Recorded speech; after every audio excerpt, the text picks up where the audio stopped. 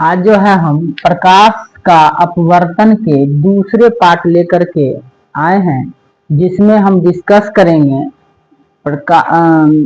अपवर्तनांक के बारे में, रिफ्रैक्टिव इंडेक्स के बारे में कि उसके कितने प्रकार होते हैं, है ना। और जो है प्रकाश के अपवर्तन के नियम को देखेंगे। ठीक है, तो सबसे पहला अपना टॉपिक रहेगा क्या, प्रकाश के अपवर्तन के नियम। प्रकाश के अपवर्तन के नियम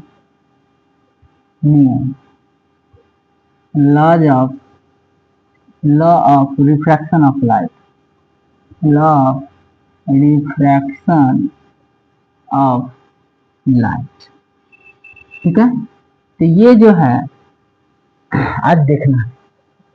तो प्रकाश का अपवर्तन का जो नियम है, प्रकाश के परावर्तन के नियम के जैसे ही इसका भी नियम 2 है। ठीक है, जैसे इसमें हम फिगर बनाए थे कि जैसे ये आपका जो है रिफ्रैक्टिंग सरफेस है, इसके नीचे जो है हम एक वाटर मीडियम लिए थे और ऊपर जो है एयर मीडियम लिए थे। ठीक है, एयर मीडियम है, यहाँ क्या है, वाटर है।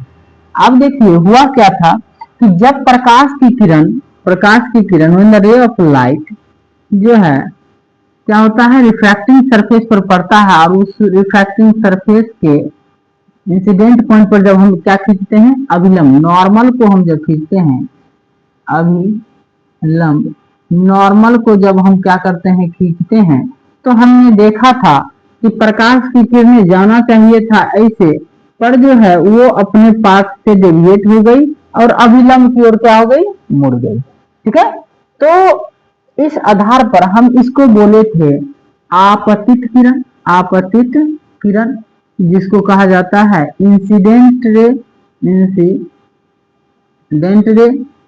ठीक है, और जो रिफ्रैक्ट होकर के दूसरे माध्यम में आए उसको कहते हैं अपवर्तित किरण, जिसको कहते हैं रिफ्रैक्टेड रे। अब ये हो गया नॉर्मल, है ना, ये हो गया रिफ्रैक्टिंग सरफेस, रिफ्रैक्टिंग सरफेस। ठीक है, ये हम जो है देखें। तो इसका लॉ क्या कहता है, फर्स्ट लॉ कहता है, कहेंगे प्रकाश के अपवर्तन के मुख्यतः 2 नियम होते हैं। कहेंगे अपवर्तन के मुख्यतः 2 नियम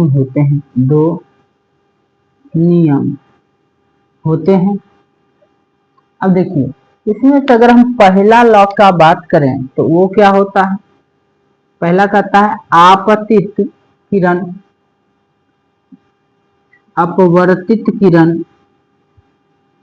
अपवर्तित किरण तथा आपतन बिंदु पर डाला गया अभिलंब तीनों एक ही तल में होते हैं। पहला लॉ यही कहता है। तो मतलब ये जो है, आप ऐसा मानिए कि ये कोई जो है सरफेस है ना, सरफेस के, तो ये जो है ना पूरा एक ही सरफेस में है। ऐसा कहा जाता है कि एक ही सरफेस में ये तीनों इंसिडेंट रे, रिफ्रैक्टेड रे और नॉर्मल तीनों एक ही सरफेस, एक ही तल में है। ठीक है, ये जो है इसका मतलब होता है। अब देखिए दूसरा लॉ जो अगर हम लिखें, इसमें होता है, जैसे ये आपको कहे थे कि आपतन कोण होता है, इसको कहते हैं आपतन कोण, इंसिडेंट एंगल, इसको क्या बोलते हैं, इंसिडेंट एंगल है ये। ठीक है ना, और यहाँ होता है आर, इसको कहते हैं रिफ्रैक्टेड एंगल, मतलब अपवर्तन कोण।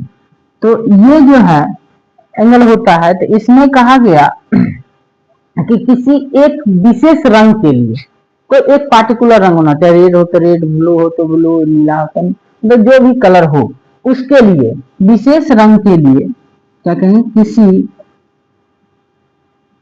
विशेष रंग के लिए, विशेष रंग के लिए रंग के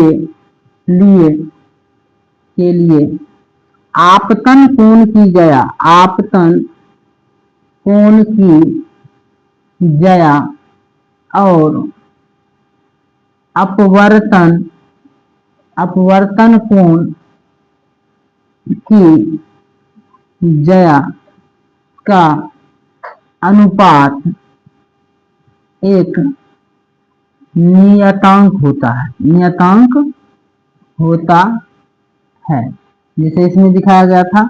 और उस नियतांक को म्यू कहते हैं या एन कहा जाता है, एन या म्यू। ये क्या होता है, sine I by sine R, इसी को जया कहते हैं। जया mean sine, sine of angle I और साइन ऑफ एंगल आर, इस दोनों का रेशियो जो होता है हमेशा इक्वल होता है।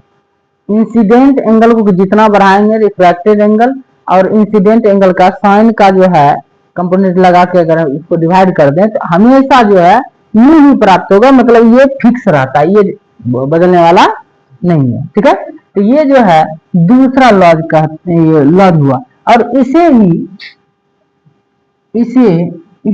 एस्नेल का नियम कहते हैं, एस्नेल का नियम भी कहते हैं, जहां एन या म्यू अपवर्तनांक है, मतलब रिफ्रैक्टिव इंडेक्स, इसी को कहा गया है रिफ्रैक्टिव इंडेक्स।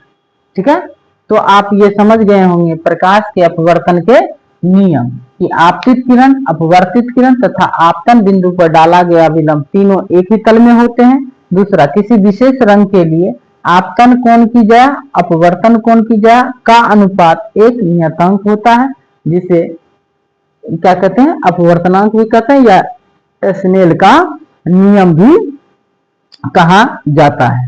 ठीक है, तो इस तरह से आप पूरा ये चीज देख चुके हैं कि ये क्या होता है। अब हम देखेंगे कि अपवर्तनांक क्या होता है। अपवर्तनांक मीन्स हम समझते क्या है। अब देखिए, जब भी कोई रिफ्रैक्टिव इंडेक्स की बात करें कि क्या है ये रिफ्रैक्टिव इंडेक्स, तो आप उसको एक लाइन में आंसर दे सकते हैं। कहेंगे कि किसी भी माध्यम के द्वारा प्रकाश की मोड़ने की क्षमता को व्यक्त करने वाला जो कारक होता है उसे हम क्या कहते हैं, रिफ्रैक्टिव इंडेक्स, है ना। कि वह फैक्टर जिसके अकॉर्डिंग, जिस पर प्रकाश की किरणों का मुड़ना निर्भर करता है, उसे हम क्या कहते हैं, अपवर्तनांक कहते हैं। ठीक है, तो अपवर्तनांक अब कितने प्रकार के होते हैं? अपवर्तनांक दो प्रकार के होते हैं। ठीक है, एक होता है एब्सोल्यूट रिफ्रैक्टिव इंडेक्स, एक होता है रिलेटिव रिफ्रैक्टिव इंडेक्स। एब्सोल्यूट मतलब निरपेक्ष अपवर्तनांक और एक होता है सापेक्ष अपवर्तनांक। तो हम क्या कहेंगे, अपवर्तनांक को जो है हम डिफाइन करेंगे। आप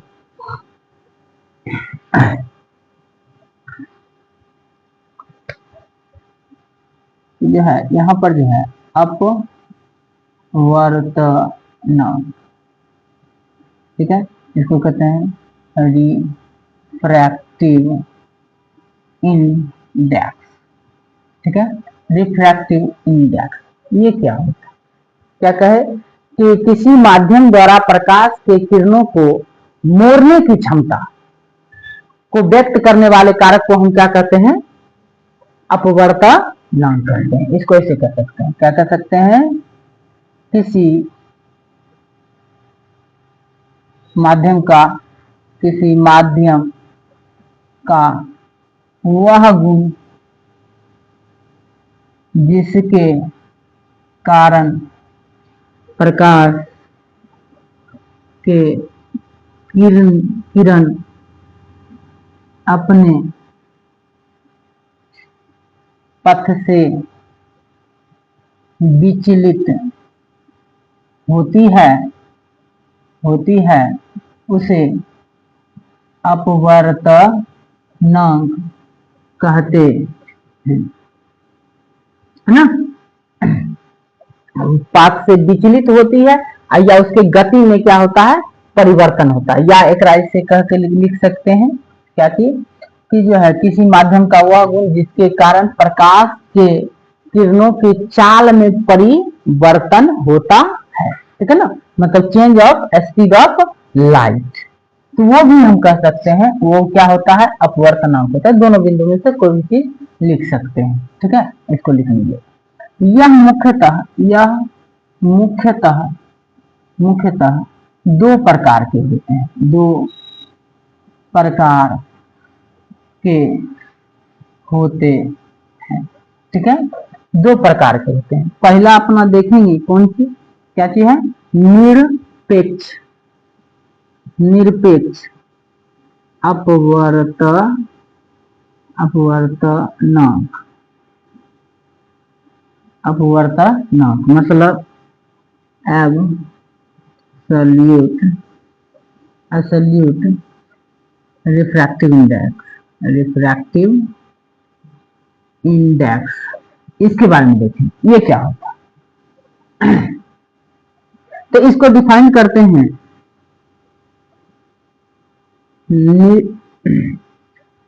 निर्वात में प्रकाश की चाल तथा किसी माध्यम में प्रकाश की चाल के अनुपात को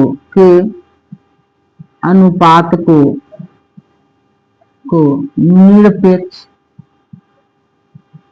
अपवर्तनांक कहते हैं। जैसे n इक्वल टू होता है इसमें c/v, जहां c हो गया आपका निर्वात में प्रकाश की चाल, और ये हो गया माध्यम में प्रकाश की चाल। अब देखिए ये फिक्स होता है 3 × 10⁸ मीटर पर सेकेंड, ये बदलता नहीं है, ठीक है। तो हम क्या कहेंगे कि अगर एब्सोल्यूट रिफ्रैक्टिव इंडेक्स को पूछे तो हम कहेंगे कि निर्वात मतलब वैक्यूम के रिस्पेक्ट में किसी मीडियम में कितना प्रकाश की चाल है उसको हम कहेंगे एब्सोल्यूट रिफ्रैक्टिव इंडेक्स, मतलब कि जो इन दोनों का क्या होता है, रेशियो होता है।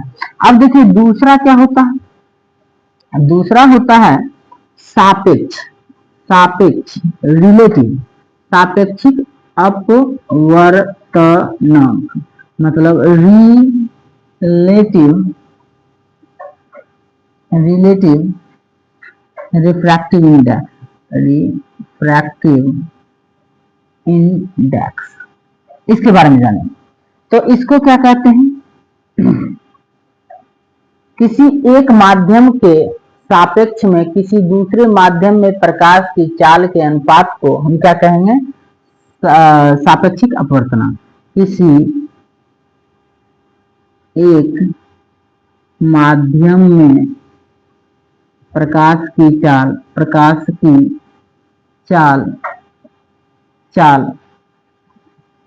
चाल के सापेक्ष में किसी एक माध्यम में प्रकाश की चाल तथा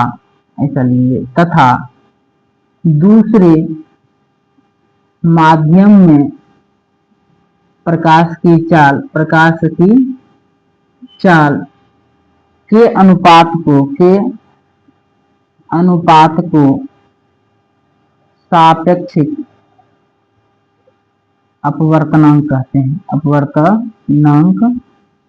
हैं, ठीक है। तो एक के रिस्पेक्ट में दूसरा, किसी एक माध्यम में प्रकाश की चाल तथा दूसरे माध्यम में प्रकाश की चाल के अनुपात को सापेक्षिक अपवर्तनांक कहेंगे। इसको देखिए ऐसे लिखा जाएगा, जैसे मान लीजिए आप एक डायग्राम बनाते हैं, इधर जो है वाटर ले लेते हैं और इधर क्या है, एयर है, ये वाटर हुआ और क्या हुआ, एयर हुआ। तो एयर से जब लाइट जो है इंटर करेगी तो ऐसे मुड़ जाएगी, जाना चाहिए था ऐसे। तो इसमें जो है इसका जो सापेक्षिक अपवर्तनांक लिखेंगे, ऐसे लिखेंगे n,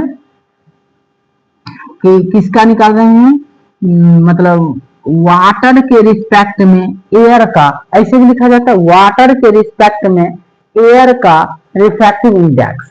मतलब क्या हो गया, वाटर के रिस्पेक्ट में, तो वाटर के रिस्पेक्ट में जब निकालेंगे तो इसका जो है वेलोसिटी, अब देखिए जिसके रिस्पेक्ट में निकालते हैं उसका रिफ्रैक्टिव इंडेक्स, मतलब कि NA/NW ऐसे डिवाइड करते हैं, मतलब वाटर के रिस्पेक्ट में एयर का रिफ्रैक्टिव इंडेक्स।